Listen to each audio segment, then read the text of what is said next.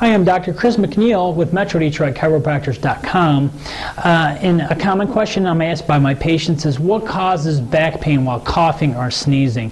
Now, what happens is, if you have a spinal problem, especially a disc problem, when you cough or sneeze, it increases the intraspinal, intradiscal pressure, and a already damaged bulging disc will even bulge out even more when you increase that pressure when you cough or sneeze. So that is what causes increased pain while coughing or sneezing.